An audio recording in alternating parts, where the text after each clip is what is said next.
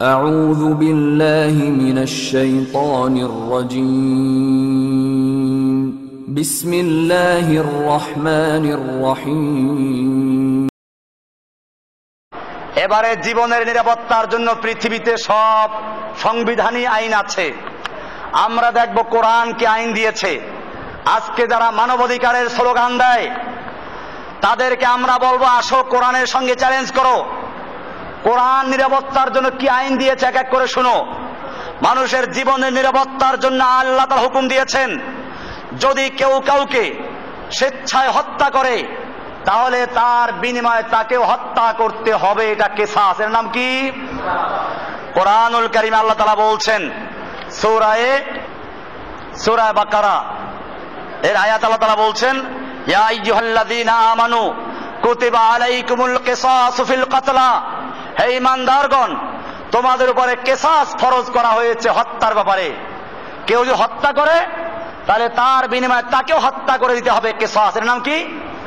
এটার নাম কি? কিসাস, এটা ফরজ।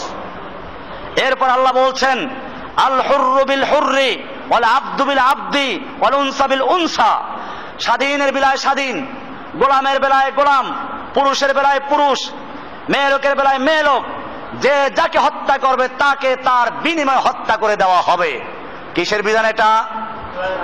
কোরআনের বিধান।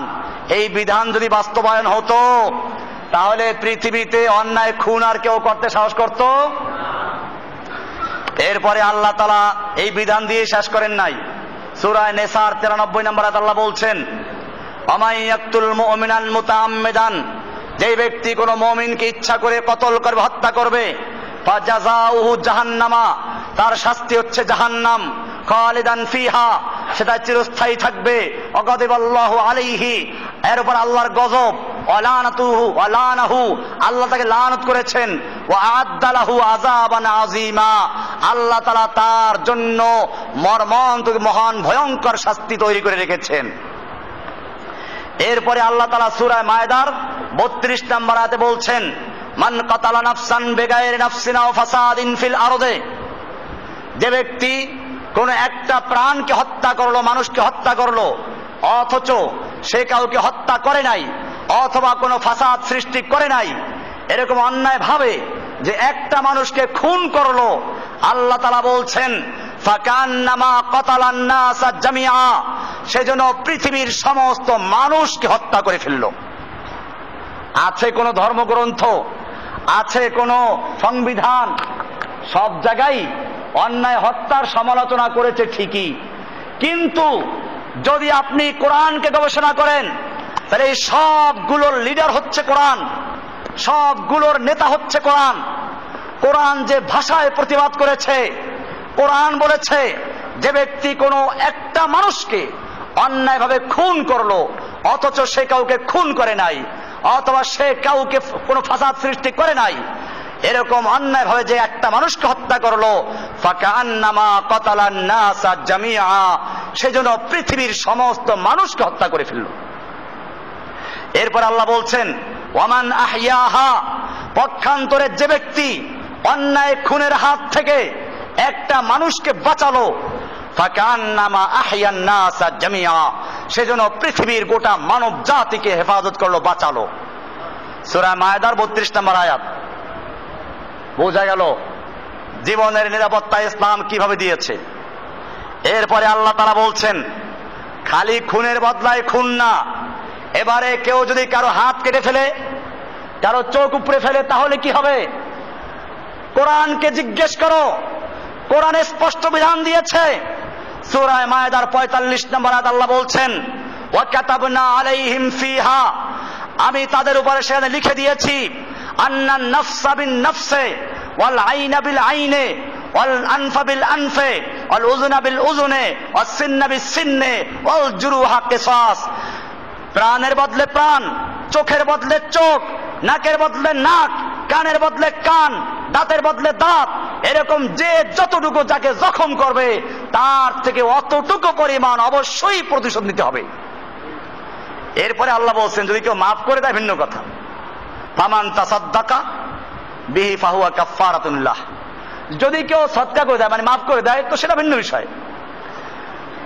এরপরে আল্লাহ বলছেন এটা আল্লাহর বিধান। আল্লাহ বলছেন আমাল্লাম ইয়াহকুম বিমা আনজালাল্লাহু, যারা আল্লাহর নাযিলকৃত বিধান দিয়ে বিচার ফয়সালা করে না, ফাউলাইকা হুমুজ জালিমুন, এরা হলো জালিম। আর এক জায়গায় তারা কাফের, তারা ফাসিক। কে বলেছেন? আল্লাহর এই বিধান কি কার্যকর আছে? এই বিধান কার্যকর থাকলে আজকে পত্রিকা দেখেন কি সুন্দর, এই পত্রিকা নিয়ে তো এখানে আমাদের পত্রিকা আছে, ছিনতাইকারী বলতেছে আটকাইয়া যে তিনটার কোনো একটা করা হবে, যদি গুলি করি জীবনটা চলে যাইবে, আর যদি পোজ দেই 2 সপ্তাহ হাসপাতাল থাকতে হবে, আর যদি মলম লাগাই 1 সপ্তাহ ভালো হয়ে যাইবা, না 6 ঘন্টা ভালো হয়ে যাইবা। এই পত্রিকা আছে। কি সুন্দর প্রস্তাব! কারা প্রস্তাব দিচ্ছে? ছিনতাইকারী প্রস্তাব দিচ্ছে এখানে। এই যে আমার দেশ পত্রিকায় যে ছিনতাইকারীর প্রস্তাব, যে যদি ছিনতাইকারীর প্রস্তাব, যদি তোমাকে হত্যা করি তাহলে তুমি মরে যাইবা, গুলি করলে মরে যাইবা, গুলি খাইলে মরে যাইবা, আর যদি পোজ দেই 2 সপ্তাহ হাসপাতাল থাকতে হবে, আর যদি মলম লাগাই চোখে তো 6 ঘন্টা পরে ভালো হয়ে যাইবা। কোনটা করব? এবং তোমাকে খুব তাড়াতাড়ি বলতে হবে, দেরি হলে আমার সমস্যা আছে। লেখসাই পত্রিকায় আমরা বের করে দেখি না, আজকে পত্রিকা আছে। এটা কি সুন্দর প্রস্তাব! কার প্রস্তাব এটা? এই ছিনতাইকারীদের সাহস আসলো কোত্থেকে? কোরআনের বিধান যদি কার্যকর থাকতো, আন্নান নাফসা বিন নাফসে, জানের বদলে জান, আর আইনা বিল আইনে, চোখের বদলে চোখ। তুই যদি চোখ উঠাও তোর চোখ উঠেই হবে। আর আনফা বিল আনফে, তুই যদি কারো কান কাটো তোর কান কেটে ফেলা হবে। এই আসছে এখানে, এটা আজকের কি পত্রিকা? এটা আমার দেশ পত্রিকা। এটা এখানে লেখা আছে,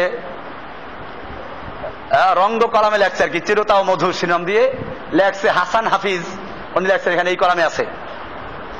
তো এটা আমাদের মনে রাখতে হবে, আজকের আল্লাহর বিধান না থাকার কারণে ছিনতাইকারীরাও কি সুন্দর প্রস্তাব দিচ্ছে, মাশাআল্লাহ। এরপরে যে কি হবে এটা এই জাতি টের পাবে তখন, যখন কোনো উপায় থাকবে না। এই জন্য বলছি, অধিকার প্রতিষ্ঠার জন্য আইন দিয়েছে কে? আছে কোথায়? সংবিধান ঠিক পাচ্ছেন তো নাকি? এরপরে আল্লাহ তাআলা বলছেন, যদি কেউ ভুলে হত্যা করে তাহলে কি হবে? ভুলে কাউকে কেউ খুন করে তাহলে কি হবে? আল্লাহ কি বিস্তারিতভাবে আলোচনা করেছেন। সূরা নিসার 92 নম্বর আল্লাহ বলছেন, ওয়ামা কানা লিমুমিনিন আন ইয়াকতুলা মুমিনান ইল্লা খাতাআন ওয়া মান কাতালা মুমিনান খাতাআন ফাতাহরিরু রাকাবাতিন মুমিনা। যদি কেউ কাউকে ভুলে হত্যা করে তাহলে সে একজন মুমিন দাসকে মুক্ত করবে, তার কাফারা দিতে হবে, একটা গোলাম আজাদ করতে হবে, অথবা দিয়াত আদায় করতে হবে। দিয়াত 100 উট বা তার সমমূল্য, এরকম কাফারা বলা আছে। তাও যদি না পারে তাহলে লাগাতার 2 মাস রোজা রাখতে হবে, ভুলে হত্যা করলে। এটা তাহলে ভুলে হত্যার কাফারা বলা হয়েছে। এরকম ভাবে কেউ যদি কারোর উপর হামলা করে তা প্রতিহত করা ফরজ করা হয়েছে। আপনি মার খাইবেন আর বলবেন গালপে তুমি হাত ব্যথা পাইলে কিনা, না, এটা আল্লাহ বলেন নাই। কেউ যদি কারোর উপরে হামলা করে তা প্রতিহত করতে হবে, এবং প্রতিহত করতে গিয়ে যদি কেউ মরে যায় তাহলে সে শহীদ হবে। কি হবে সে? তাহলে জানের নিরাপত্তার গুরুত্ব আছে ইসলামে। এরকম ভাবে আত্মহত্যা করা হারাম করা হয়েছে। ইসলামে আত্মহত্যা করা জায়েজ না, হারাম। এখন বর্তমানে ইসলাম না জানার কারণে আমার এই বক্তব্য আপনারা যারা সরাসরি শুনছেন অথবা যারা মিডিয়ার মাধ্যমে শুনবেন, সকলকে বলছি এটা ব্যাপক প্রচার করার জন্য। কারণ আমাকে সেদিন একটা দিনই বোন, সে ফোন করে বলছে যে আমার তো আত্মহত্যা করতে মনে চায়। আমি বললাম, বোন, তোমার দুনিয়ার যত কষ্ট হোক না কেন এটা তোমার বরদাস্ত করার সুযোগ আছে, কিন্তু তুমি মনে করেছো দুনিয়ার থেকে চলে গেলে সহজ হয়ে যাইবে, এরপরে তোমাকে চিরস্থায়ী জাহান্নামে জ্বলতে হবে। জাহান্নামের শাস্তি তোমার দুনিয়ার যে কোনো নির্যাতন জুলুম অত্যাচারের চেয়ে অনেক বেশি। এই জন্য মানুষের মধ্যে ভয় ঢুকাতে হবে, জাহান্নামের ভয় কলিজায় ঢুকাতে হবে, তাহলে আর কেউ আত্মহত্যা করবে না। এখন আত্মহত্যার প্রবণতা বেড়ে গেছে। আজকে অনেক বোনেরা তাদের ইজ্জত আজকে সংরক্ষিত না। যে কারণে তারা আত্মহত্যা করছে, কারণ তারা যখন ধর্ষিতা হয় এখন আবার তাদের ছবি নেয়, ভয় দেখায় ইন্টারনেট দিয়ে দেওয়া হবে। এরপরে তারা মামলা করতে যায়, পুলিশ তাকে যেভাবে জিজ্ঞেস করে আর একবার ধর্ষণ হয়। এরপরে সাংবাদিকরা এসে যায়। সাংবাদিক ভাইদের আমি সবাইকে খারাপ বলছি না, কিছু কিছু সাংবাদিক আছে যারা সাংঘাতিক। এই লোকগুলো আবার একে এমন ভাবে জিজ্ঞেস করে ছবি দেয়, এই মেয়েটার আর জীবনে বাঁচার কোনো অর্থ থাকে না। এই সব চিন্তা করে একটা সম্ভ্রান্ত মেয়ে কি করে নিজের এই পৃথিবীটাকে তার জন্য সংকীর্ণ মনে করে। সে মনে করে আমার ইজ্জত হেফাজত করার মতো কোনো যুবক দুনিয়াতে নাই, এই জন্য সে দুনিয়ার থেকে নিজেকে বিদায় দিয়ে দেয়, আত্মহত্যা করে। এই জন্য আমি তারপরও বলবো, তুমি যে জন্যই করো এটা জায়েজ নেই, হারাম। আত্মহত্যা করা সম্পূর্ণভাবে হারাম। কোরআন বলছে ওয়ালা তাকতুলু আনফুসাকুম, সূরা নিসার 29 নম্বর আয়াত, ওয়ালা তাকতুলু আনফুসাকুম, তোমরা নিজেদেরকে খুন করো না, নিজে খুন করো না। ইন্নাল্লাহা কানা বিকুম রহিমা, এরকম ভাবে আরেকটা সূরা আছে সূরা বাকারার 195 নম্বর, সেখানে আছে ওয়ালা তুলকু বিআইদিকুম ইলা তাহলুকা, নিজেকে নিজে ধ্বংসের দিকে ঠেলে দিও না, নিজের হাতে ধ্বংস করো না। এরকম হাদিসে আছে। আল্লাহর রাসূল সাল্লাল্লাহু আলাইহি ওয়াসাল্লাম কি সুন্দর করে বলছেন। আল্লাহু আকবার। নবী হুরায়রা রাদিয়াল্লাহু তাআলা আনহু قال قال রাসূলুল্লাহ সাল্লাল্লাহু আলাইহি ওয়াসাল্লাম মান কাতালা নাফসাহু বিহাদিদাতিন, যেই ব্যক্তি নিজেকে হত্যা করলো কোন লোহা দিয়ে, ধারালো অস্ত্র দিয়ে হত্যা করলো, ফাহাদিদাতুহু ফি ইয়াদিহি, কিয়ামতের মাঠে তার ওই ধারালো অস্ত্র হাতে দেওয়া হবে। ইয়াতাওয়াজ্জাহু বিহি বাতনিহি ফি নারে জাহান্নাম খালিদান মুখাল্লিদান ফিহা আবাদা, চিরস্থায়ী ভাবে সে ওই তার খঞ্জর দিয়ে, ছুরি দিয়ে, তার ধারালো অস্ত্র দিয়ে জাহান্নামে নিজের পেটে নিজে আঘাত করতে থাকবে, কিন্তু আর মরণ নাই। আমান শারিবা সাম্মান, যে ব্যক্তি বিষ পান করে আত্মহত্যা করলো, ফাকাতালা নাফসাহু, নিজেকে খুন করলো, ফাহুয়া ইয়াতাহাসসাহু ফি নারে জাহান্নাম খালিদান মুখাল্লিদান ফিহা, সে ব্যক্তি জাহান্নামে এইভাবে চিরকাল জাহান্নামে তার এই আগুনে, তার এই বিষে পুড়তে থাকবে চিরস্থায়ী ভাবে। এরকম ভাবে আমান তারাদ্দা মিন জাবালিন, যে ব্যক্তি নিজেকে পাহাড়ের উপর থেকে ফেলে দিয়ে আত্মহত্যা করলো, বিল্ডিং এর উপর থেকে লাফ দিয়ে আত্মহত্যা করলো, তারাদ্দা লাফ দিয়ে পড়লো, ফাহুয়া ইয়াতারাদ্দা ফি নারে জাহান্নাম খালিদান মুখাল্লিদান ফিহা আবাদা, জাহান্নামের আগুন দিয়ে তার জন্য পাহাড় তৈরি করে দেওয়া হবে। ওইখান থেকে সে আত্মহত্যা করার জন্য পড়বে, আবার উঠবে, আবার পড়বে, কিন্তু আর আত্মহত্যা হবে না, মরা হবে না। জীবনের নিরাপত্তার জন্য ইসলামের বিষয়গুলো আমি আলোচনা করছি, আইন ইসলামের। এরপরে আছে রোগ হলে চিকিৎসা নেওয়া। আল্লাহ রাসূল সাল্লাল্লাহু আলাইহি ওয়াসাল্লাম বলেছেন, মুসলিম শরীফের সহিহ হাদিস, আল্লাহ রাসূল বলেছেন লিকুল্লি দাইন দাওয়াউন, প্রত্যেক রোগের ঔষধ আছে। ফাইদা উসিবা দাওয়াউদ দাই বারা বিইজনিল্লাহ আযজা ওয়া জাল্লা, যখন তুমি ঔষধ খাও, আল্লাহ তাআলা যেই রোগের জন্য যে ঔষধটা তৈরি করেছেন, ওই রোগের ঔষধ যদি ঠিক মতো লাগে তাহলে সে ভালো হয়ে যাবে। কার হুকুমে ভালো হবে? বিইজনিল্লাহ, আল্লাহর হুকুমে। তাহলে ঔষধ ব্যবহার করতে আল্লাহ হুকুম দিয়েছেন। কাজে ঔষধ ব্যবহার না করা, চিকিৎসা না নেওয়া কোনো সুন্নাহ না। কিন্তু আমি আলোচনা কি করছি, জীবনের নিরাপত্তার জন্য ইসলামের কি কি পদক্ষেপ আছে। এরপরে মানব দেহের জন্য ক্ষতিকর সকল বস্তু হারাম করা হয়েছে। জীবনের এত মূল্য আল্লাহ তাআলা কোরআনুল কারীমে পরিষ্কার বলে দিয়েছেন। সূরা আরাফের 157 নম্বর আয়াতে আল্লাহ তাআলা বলছেন, ওয়ায়ুহাল্লু লাহুমুত তাইয়্যিবাতু ওয়া ইউহাররিমু আলাইহিমুল খাবায়েস, আল্লাহর নবীকে আল্লাহ পাঠিয়েছেন হালাল বস্তুগুলোকে, পবিত্র বস্তুগুলোকে হালাল ঘোষণা করার জন্য এবং খারাপ বস্তুগুলোকে হারাম ঘোষণা করার জন্য। কোরআনুল কারীমের সূরা মায়েদার 3 নম্বর আয়াতে আল্লাহ বলছেন, হুররিমাত আলাইকুমুল মাইতাতু ওয়াদ-দামু ওয়া লাহমুল খিনজির ওয়া মা উহিল্লা লিগাইরিল্লাহি বিহি ওয়াল মুনখানিকাতু ওয়াল মাওকুযাতু ওয়াল মুতারাদ্দিয়াতু ওয়ান নাতিহাতু ওয়া মা আকালা সাবউ। এই কয়েক প্রকার নাম ধরে ধরে আল্লাহ বলছেন তোমাদের জন্য হারাম করা হয়েছে মৃত্যু প্রাণী, রক্ত, শুকুরের গোশত এবং যা আল্লাহ ছাড়া অন্য কোন মাজারের নামে, খাজা বাবার নামে, গাজা বাবার নামে, পীরের নামে উৎসর্গ করা হয়েছে। এই জন্য মাজারের নামে যদি কোনো পশু জবাই করা হয়, কোনো পীরের নামে কোনো জবাই উৎসর্গ করা হয়, এই পশু খাওয়া জায়েজ না হারাম? সূরা মায়েদার 157 নম্বর আয়াত পড়বেন, না বলছি মায়েদার 3 নম্বর আয়াত। সূরা মায়দার 3 নম্বর আয়াতে আল্লাহ বলছেন। এরপরে বলছেন যে জন্তু গলা চিপে মারা হয়েছে অথবা পাথরের আঘাতে মারা গেছে, উঁচু থেকে নিচু পড়ে মারা গেছে, সিংহের আঘাতে মারা গেছে, হিংস্র পশুরা যাকে আক্রমণ করে কিছু খেয়ে ফেলেছে মারা গেছে, এটা খাওয়া যাবে না। এইরকম ভাবে তবে এরকম ভাবে আর যা মূর্তি পূজার বেদিতে বলি দেওয়া হয়েছে, এরকম ভাবে জুয়ার তীর দ্বারা বন্টন করা হয়, এগুলো গুণে এগুলো খাওয়া যাবে না। আল্লাহ তাআলা পরিষ্কার করে দিয়েছেন। কোন সূরায়? মায়দা কয় নম্বর আয়াতে? 3 নম্বর আয়াতে। এরপরে আসুন, শরীরের জন্য ক্ষতিকর এত আমি বলছি, জীবনের নিরাপত্তার গুরুত্ব সরিয়ে দিয়ে কতটুকু আছে আরো শুনবেন। একটা বলতেই তো সারাদিন চলে যাবে, বাকিগুলোকে আমি বলবো। ধূমপান করা হারাম করা হয়েছে। অনেক ভাইয়েরা আছেন ধূমপান করেন, আমাকে দেখলে পালায়, আমাদের সঙ্গে জড়িত আছে। আমি পরের দোষ বলি না, নিজেদেরটা বলি। এখন আমাদের দিনী ভাইরা যারা আমাদের সঙ্গে আছেন, অনেকে শয়তানের ধোকায় পড়ে বলেন কি যে ধূমপান করা মাকরুহ অমুক তমুক। না, আজকে খুব ভালো করে দলিল বুঝে নেন। এরপরে যদি কেউ বলেন ধূমপান করা মাকরুহ অমুক তমুক, খবরদার, হারামকে কেউ হালাল করবা না। হারামকে হারাম মনে করে করছো, খাও, হারাম খাইছো, তওবা করলে মাফ হবে। কিন্তু খবরদার কেউ ওটাকে মাকরুহ মুকরুহ বলে জায়েজ বানাইও না। আমি এখন দলিল পেশ করছি ধূমপান করা হারামের উপরে, এক এক করে দলিল নেন। কোরআনুল কারীমে আপনারা জানেন ধূমপান করলে মানুষের শরীরের জন্য ক্ষতিকর। এমন কি সিগারেটের গায়ে লেখা থাকে, কি লেখা থাকে? ধূমপানে স্ট্রোক হয়, ধূমপানে ক্যান্সার হয়, ধূমপানে হৃদরোগ হয়, ধূমপান স্বাস্থ্যের জন্য ক্ষতিকর।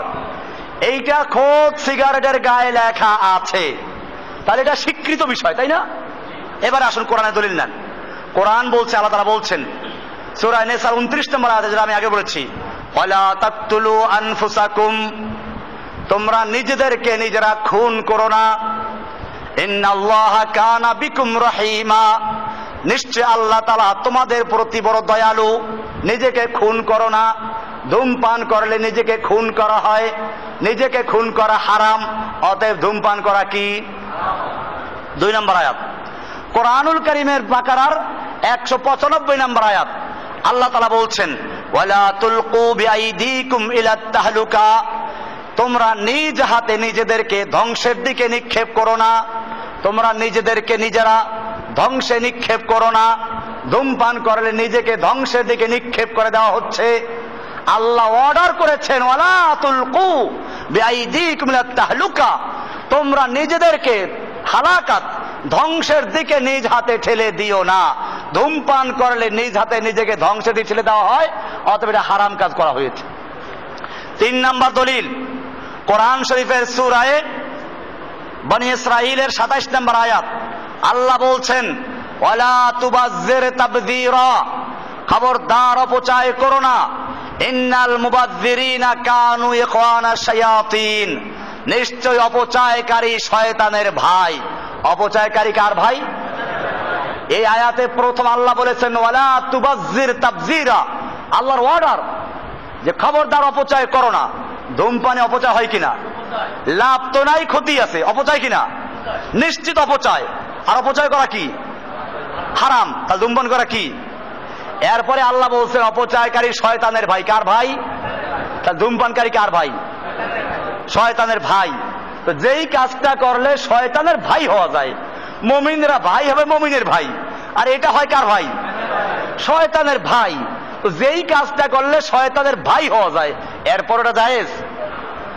এরপরে আসেন আরো স্পষ্ট সূরা আরাফের 157 নম্বর আয়াত, আল্লাহ বলছেন, আল্লাহর নবীকে আল্লাহ দায়িত্ব বুঝিয়ে দিচ্ছেন কোরআনের আয়াত, ওয়ায়ুহিল্লু লাহুমুত তাইয়্যিবাত, নবীর কাজ হচ্ছে পবিত্র জিনিসগুলোকে হালাল আখ্যায়িত করা, ঘোষণা করে দেওয়া।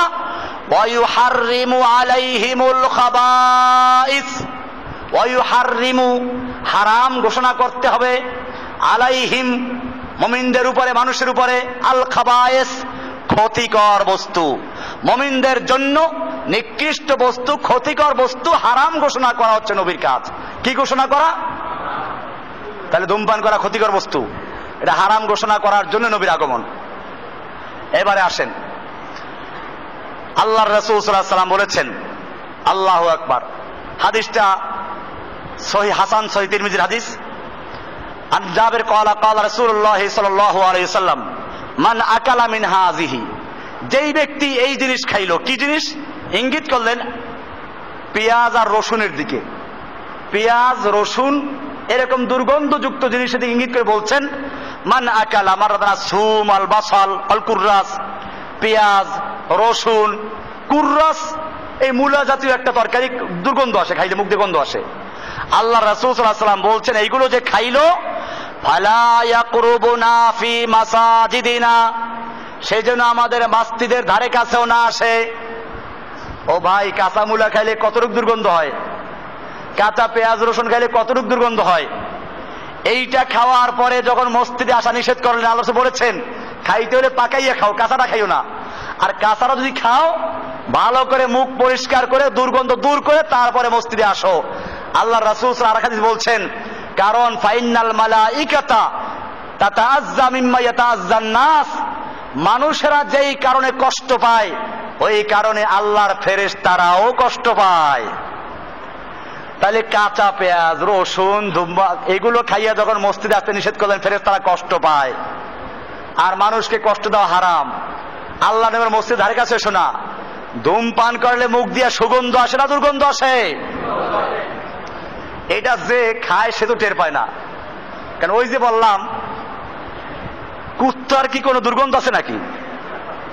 কুত্তার দুর্গন্ধ আছে? একজনে বলছিল হুজুর আমরা তো ভেজাল খাই।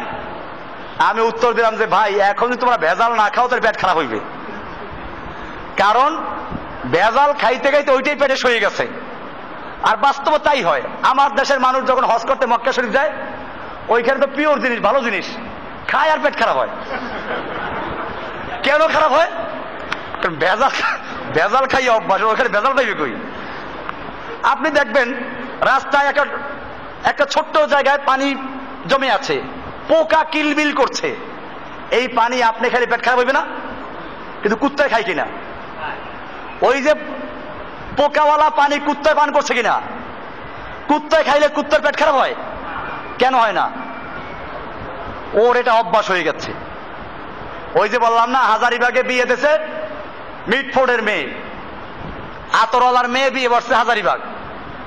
এখন নাকের রুমালদার কয়েছে শাশুড়িকে বলে আম্মা তোমার ঘরে থাকা যাবে না, দুর্গন্ধ সহ্য হচ্ছে না। শাশুড়ি আম্মা কয় যে কয়েকদিন থাকো দেখো কি হয়। কয়েকদিন পর আর গন্ধ পায় না। এখন কয় আম্মা দেখছেন আমার দ্বারা আপনার বাড়ি কি বরকত হয়ে গেছে, আপনার বাড়িতে যে দুর্গন্ধ ছিল সে দুর্গন্ধ দূর হয়ে গেছে। শাশুড়ি আম্মা হেসে বলে যে না মেয়ে তোমার বরকত না, এখানে দুর্গন্ধ আগের মতোই আছে। তোমার নাকটা আগে ভালো ছিল, এই দুর্গন্ধ সইতে পারে না, কয়েকদিন থাকতে থাকতে এখন তোমার নাক সইয়ে গেছে।